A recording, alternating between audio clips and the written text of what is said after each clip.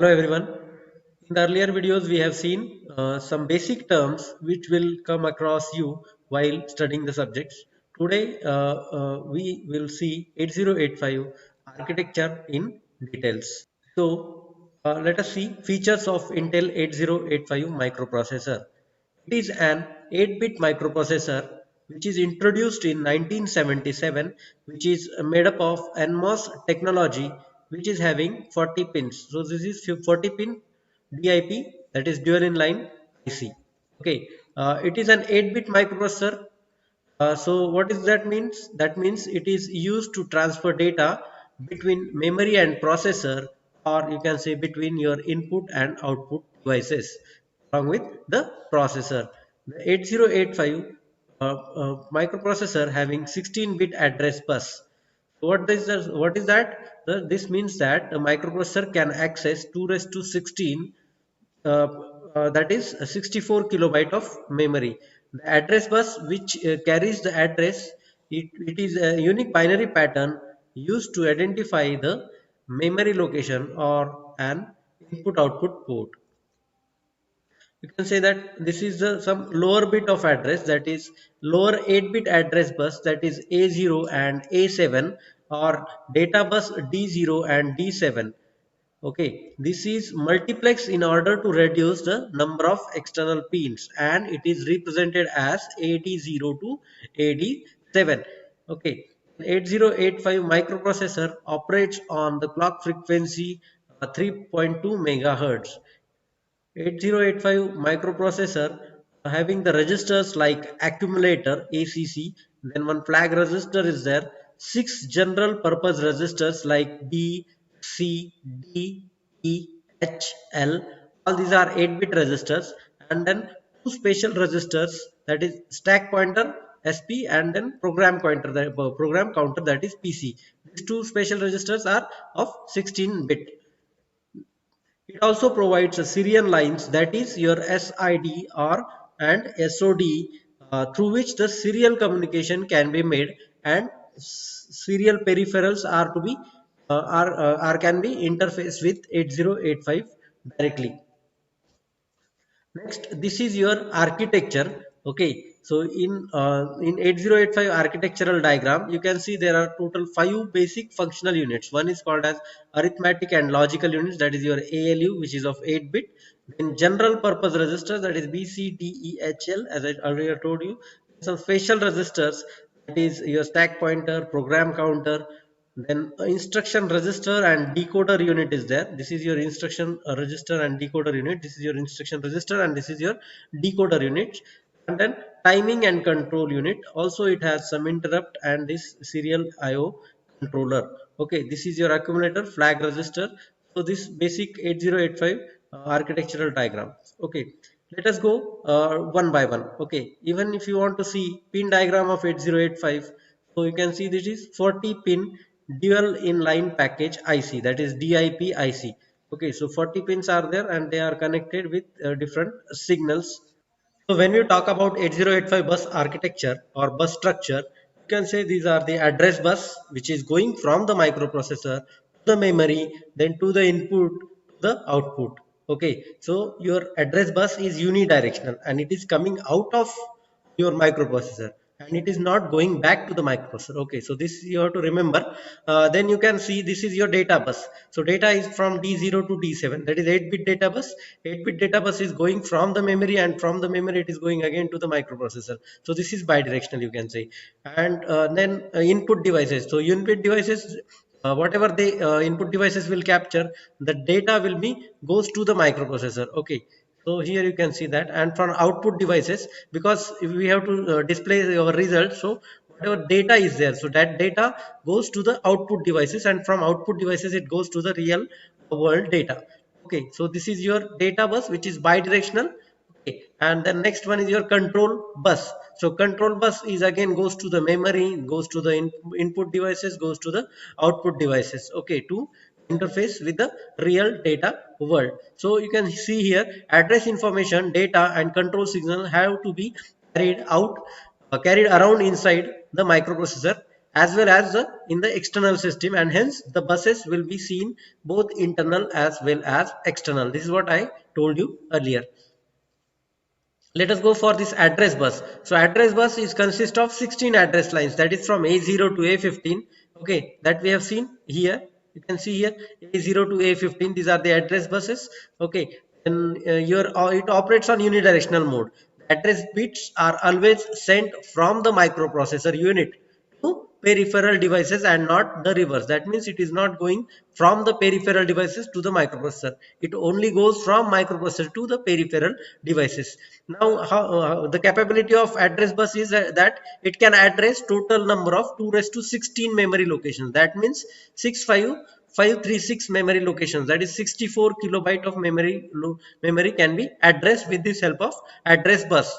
Address locations, you can see here, address locations is from 0000 hex to FFFFFH hex. Okay, so you can see this numbers is in hexadecimal. If you want to convert, you can convert this is into binary numbers. So from binary numbers, these are the total 16 zeros are there, that is your 0000 hex, and then these are the all ones, that is FFFFX hex. Okay, so this is your address bus. Next, data bus. So data bus consists of 8 data lines, that is from D0 to D7, which you have seen here, D0 to D7. Okay, this is your data bus, D0 to D7, and it operates in bidirectional mode.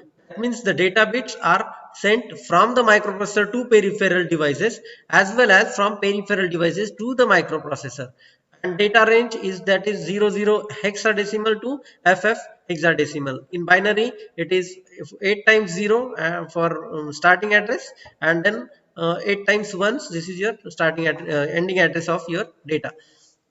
Then control bus consists of various lines carrying out the control signals, such as a read signal, read from memory, read from IO, read from port. You can say write from IO, write from port. And then likewise, also it has some flag bits that we will see in the architecture of 8085. Let us go for arithmetic and logical unit.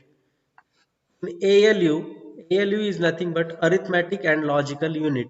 Arithmetic operations like addition, that is ADD instruction is there, subtraction, SUB instruction is there, increment, if you want to increment or decrement something, then INR and DCR instructions are there. And you can compare, that is CMP instruction is also there. These are the arithmetic operations which are to be performed in ALU, that is arithmetic logical unit. Okay, then logical operations like AND operation, OR operation, exclusive OR operation, complement operation, etc. So all the logical operations are performed in this ALU. Okay, so data is fetched from the memory and then the operation is executed with the content of accumulator. So here you can see that the result is stored in the accumulator. In terms of logical operations, all the results are stored in the accumulator. So this ALU is called as accumulator oriented ALU. Okay, so this is what your ALU is of 8 bit. And then general purpose register.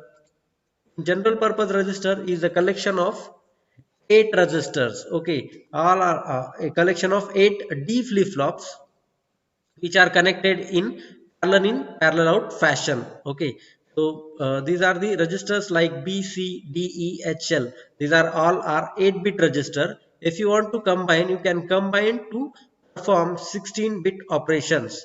Okay, like B and C can be paired and are connected.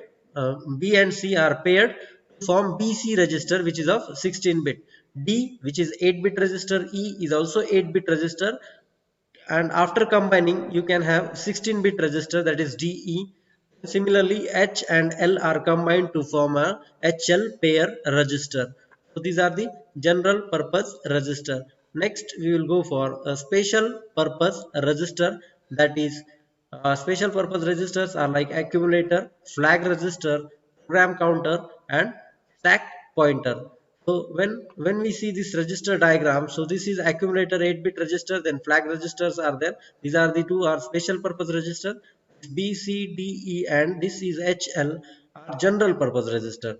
Again, this stack pointer is 16-bit. This is again special purpose register. This is program counter. Again, 16 bit, again it is special purpose register. Let us go for this accumulator.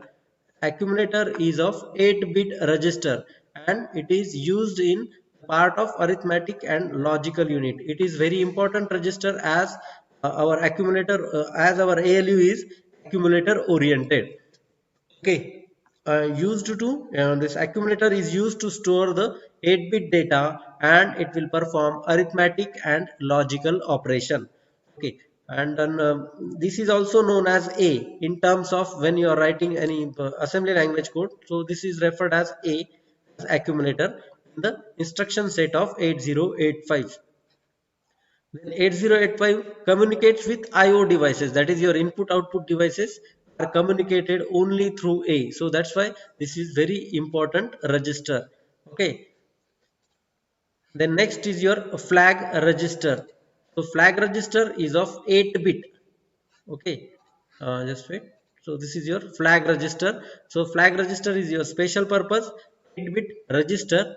It is also part of arithmetic and logical unit. Okay, it indicates the status of recent arithmetic and logical operation.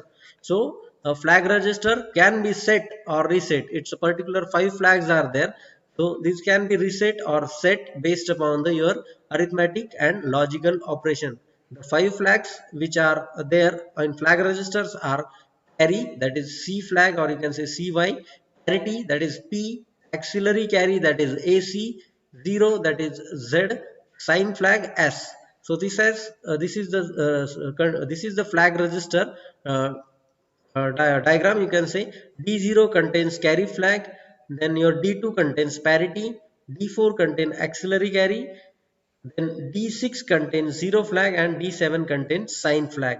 Okay, the instructions, the total much more information we will see in the next slides. Here you can see that D1, D3 and D5, these bits are not used, or you can say not assigned, and are in don't care for this particular flag register. So if you want to set or asset, if any arithmetic operations is happened, and then these flags are either set or reset, basically depends upon its information of the arithmetic and logical operation. In the next slide we will see this is your carry flag. So carry flag is set. When it will be set? It will set when a carry is generated in the process of arithmetic operation. So there is arithmetic operation like addition operation is there here. For example, the addition operation, when there is move a comma b, let us see here. So what is this instruction? This instructions load your 9bh. This is your 9b hexadecimal number and it is loaded to your register A. Okay, that means your accumulator. Moving the content of moving the 9b to the accumulator. This is your first instruction, move. This is your data transfer instruction. And then again this second line shows that move b comma 75. That means 75h value is loaded to register B. That means A is having 9bh and B is having 75h. Next instruction is ADDB. So this is your addition instructions. What it does, it will add whatever the content of accumulator along with the your register B, because B register is specified here, and it is again the result is stored in the accumulator. So that's why we are calling it as a accumulator oriented ALU. ALU accumulator. Okay, what is the term? Accumulator oriented ALU. Okay, so here you can see that this is addition operation. So bit by bit addition will be there. So 9b is again, this is in hexadecimal number. So this converted in this binary number. So 1 1, this is your 1 0. So 0 will be there, 1 will be the carry. Okay, then 1 0 0 1 0. This 1 is carry. This is added to this 1, and then 1 1 your 0 is getting and 1 is carry. Again 1 plus 1, 0 is getting, 1 is carry. Then this 1 plus this 1, 0 is there, 1 will be the carry.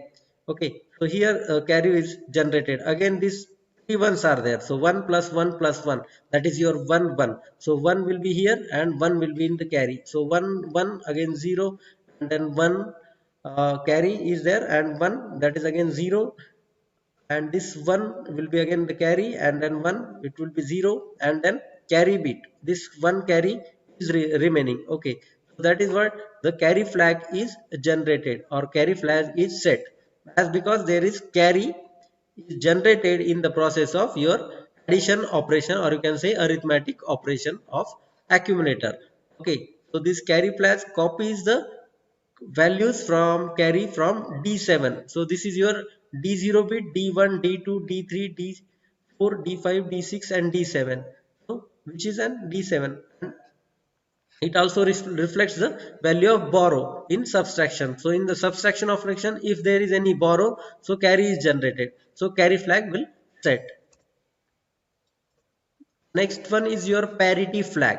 So parity flag is set if the content of the accumulator after an arithmetic operation has an even number of ones. So whenever there is any arithmetic operation is going on, if there is even number of ones are there, the parity flag will be generated. Otherwise, the parity flag is in reset condition. That means it is in zero condition. Let us see one of the example, that is MVI a comma 03. That means this 03 value is loaded to accumulator. This is MVI. The immediate value is given and this immediate value is loaded to the accumulator. That means load 03H in register A. Okay, so what happens? So this instruction will set the parity flag 1.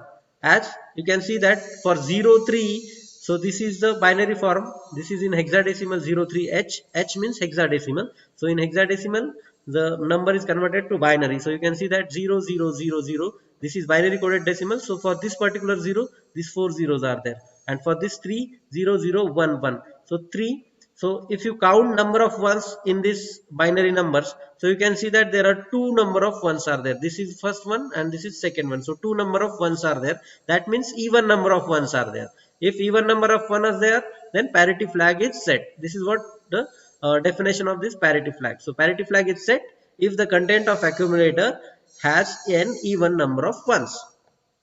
Okay, then let us go for the next flag. This is your auxiliary carry flag.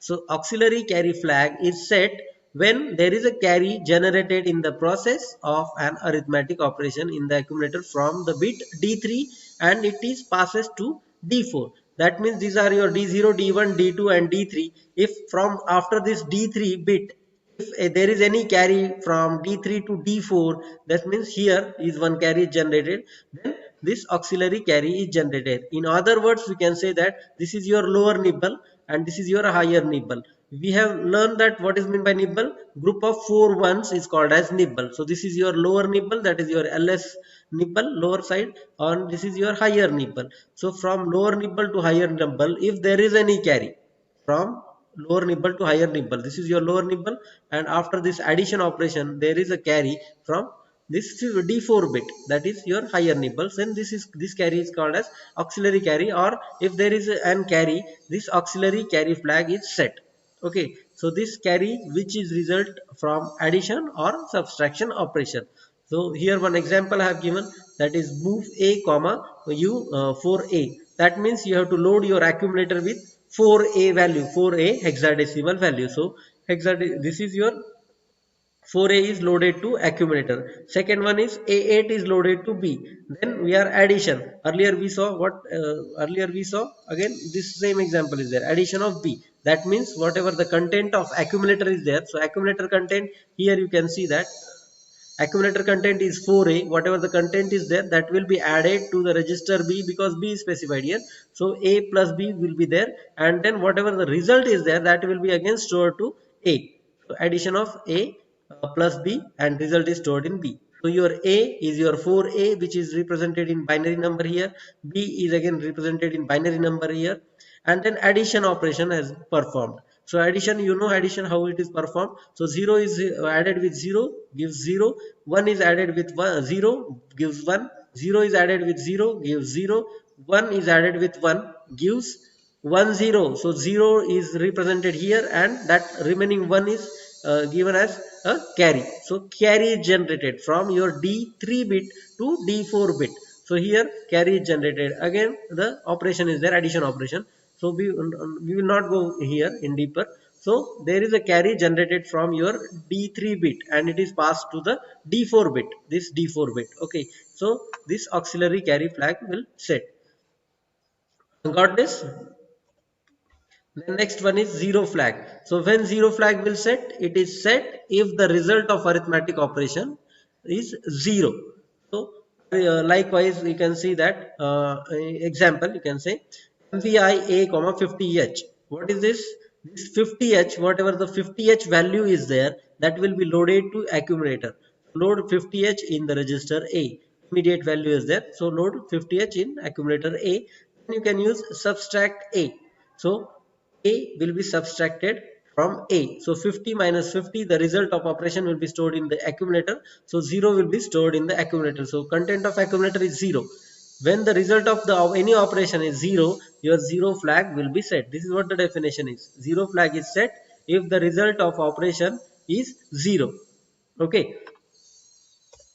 Then next you can see sign flag. The sign flag, that is the S flag, is just a copy of D7 bit, that is most significant bit, or you can say MSB of the accumulator. A negative number has 1 in bit 7 and a positive number has a 0 in bit 7. So this flag indicates the sign of the number. So sign flag indicates the whatever the sign of any arithmetic operations. For example, here MVI A comma 40H has been given. That means 40H is loaded to accumulator, then 50H is loaded to B, and then subtract B from A. So A minus B will be there. So A content is 40, 40 minus 50. So result operation is 10, which is, you can say, negative number. Okay, so if it is there is a negative operation is there, or result of arithmetic operation will be negative, this sign flag will set to 1. Set means 1. Okay, as 40 minus 50 is a negative number. The second operation, or you can say second example is MVI A comma 50H. Here 50H is stored in the accumulator, and then 40H is stored in the B, that is B register, and then A minus B. So 40 is B and 50 is A.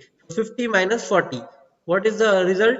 10. That is positive number. We are not looking at the number. We are looking whether it is positive or negative. So positive number is there. So this sign flag will be set to 0, or you can say that it is reset. Not set to 0. It is reset. Okay. As 50 minus 40 is positive number. So here we have seen flag register. Let us go back to special purpose register. So in special purpose register, we saw accumulator, flag register. Now we will go for program counter. Program counter is a 16-bit register, and it always points to the address of the next instruction which is going to be executed. Okay, and it is used for sequence the execution of the instructions. So when any byte is being fetched, the program counter automatically incremented to 1 or by 1 to point to the next memory location. So basically it always points to the address of the next instruction. Then next one is your stack pointer. So stack pointer is again your 16-bit register, and it is used as memory pointer. So it stores the return of address of the main program when subroutines is called. So in any your main program, if any subroutine or subprogram is there, when you call that subprogram, so address of the main program will be stored in the stack pointer, and it holds the address of memory location at the top of the stack. So stack is a reserved area in your memory, and it stores the memory, or you can say the address of the memory location where the subroutines is called. So main program address is stored there. So next let us go for back to this your architecture. So we have seen special purpose register. Let us go for this fourth functional unit, that is instruction register. Your instruction register and then instruction decoder. So instruction register, or you can say decoder, it is an 8-bit register used for temporary storage for the current instruction being fetched from memory location. Okay, so basically what happens, the processor first fetches the opcode of that instructions from memory, then store this opcode in instruction register. First opcode is fetched, and then this opcode is stored in the instruction register, and then it is sent to the instruction decoder. After storing it, the opcode in instruction register, it will send to the instruction decoder. Then instruction decoder, it decodes it, and then accordingly it sends some instructions to timing and control, which controls your register, data buffer, and ALU, or you can say external peripherals devices, depending upon the nature of the instruction. The content of the register is decoded by the decoder circuitry and gives it to the timing and control, which controls your register, ALU, and your peripherals. In addition, there are two temporary registers are there, that is W and Z. So these are not accessible to the user, and these are controlled internally. Okay, let us go back to the architecture. This is what your instruction register and decoder. And next one is your timing and control unit. So timing and control unit gives the command from the instruction decoder and issue proper signal on the address, data bus, and the control bus. So three buses are there. So this timing and control unit uh, uh, gets control or gets command from the instruction decoder. As I earlier said, what happens when any instruction is there? So processor, what it does, it fetches the opcode of this instruction from the memory, and then from memory it stores the opcode in instruction register. Okay, so this is your instruction register and this is your instruction decoder. Any instruction is there, it first fetches the opcode of that instruction. Okay, and instruction from the memory, and it stores in your instruction register, this instruction register. Later on, instruction register, it sends again it to the instruction decoder, this instruction decoder. So instruction decoders, what it does, it decodes the instruction, and it goes to the timing and control unit. So timing and control unit again gives commands to their control signals. That is, what are the control signals? That is read bar, write bar, then you can say S0, S1. These are the control and status signals are there. So it accordingly, based upon the instruction decoding, it gives the commands, and this, that's why we are going for this timing and control. So microprocessor generates specific control signal for every operation. For example, if there is a reading operation is there, so RD bar will be, the signal will be sent. So reading can be done from either from memory or from IO devices, or even you can say that writing can be done onto the memory or from or on the IO or input output devices. So basically these are the status signal is here S0, S1, and this IO M bar signals are there. They will decide whether to go for this a particularly reading operation is there or writing operation there is there. S0 and S1 will decide reading operation or writing operation, and this IO M bar will decide whether is to be read or write from memory or from IO devices. So without these control signals, your microprocessor cannot function correctly. So typically the first control signal is your ALE, address latch enable. So this, what this signal does, so it is just like a pulse. When you want to fetch the address, so this ALE becomes high. Okay, so when address appears, the AD0 on AD7 lines, after which it becomes 0. So to fetch the address, ALE becomes high, and later on it becomes 0. Okay, then next signal is your RD bar, that is the read, and it is active low, and then output signal. You can see here RD bar. This is your output signal. So this arrow goes outwards. That's why it is output signal. It is going from your timing and control unit. So it indicates that the reading operation from selected input, output, or memory devices. So you can have a choice that you can read the data from input device or output device, or you can read the data from your memory device. Similarly, this is your WR bar. Bar represents the active low. Active low, the meaning is that whenever there is a zero on this particular signal, it will be active. That means if you want a reading operation or if you want a writing operation, then on this pin, WR bar pin should be low. That is what we are calling it as active low. And again, this is your output. So WR bar indicates the data on the data bus are to be written into selected memory or IO devices. Here you can see that WR bar is also outward, so you can write the data onto the memory or onto IO, that is input or output memory location or peripheral devices. And then as I said that this is IO oblique M bar, IO M bar. Okay, and this is again output. So you can see here, this is output, this is coming out from your timing and control unit. So what it does, it distinguish between the memory operation or an IO operation. So IO is for IO operation, that is input output device operation, or sorry, uh, input output location, and then M bar is your memory location or memory address, you can say that. So active low, so active low on this signal, so M bar is active low. Active low on this signal shows it is memory location. Whenever the spin IO 0 M bar is equals to 0, okay, so 0 on this pin will appear, then this is called as memory operation. And whenever this pin is high, that is 1 is coming on this pin, then it is called as IO operation. So next control signal are S0 and S1. Okay, so these are the status signal. S0 and S1 are the status signals. It is used to specify the kind of operation being performed.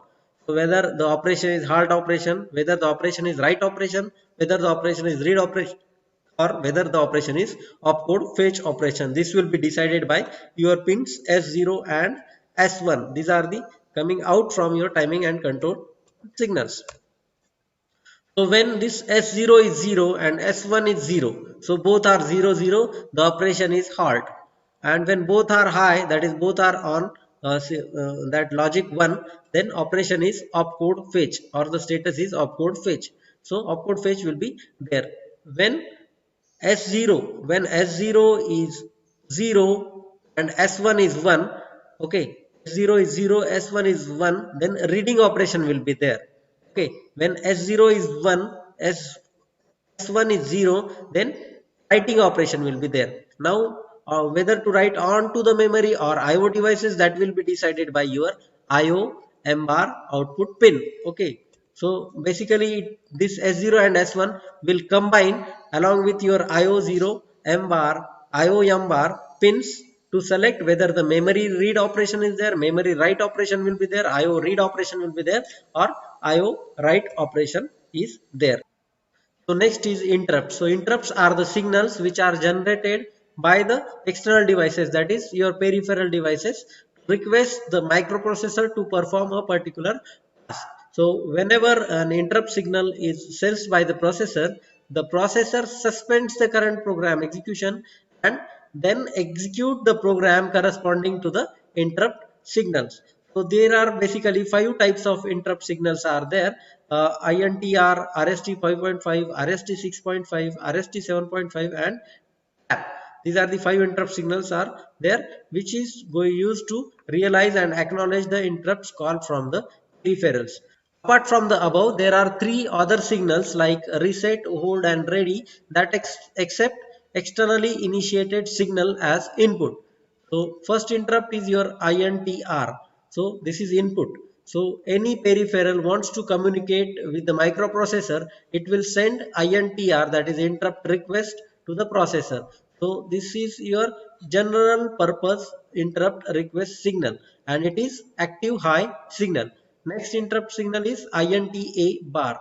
It is like an acknowledgement sent by the processor to the peripheral devices. Yes, we have received your interrupt request and we will process it. This is just an acknowledgement signal, and it is active low signal. Active low, the meaning of active low is that whenever there is 0 on this pin, or you can say this INTA bar signal goes low, then it is called as active, that is an active low signal, or it is acknowledging the interrupt.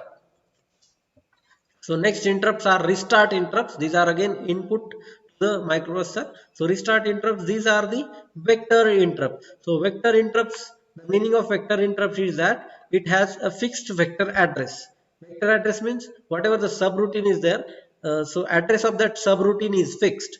These are called as vectored interrupt. So restart interrupts are the vector interrupts that transfer the program control to specific memory location. Okay, and they are, these restart interrupts are having higher priority than INTR interrupts.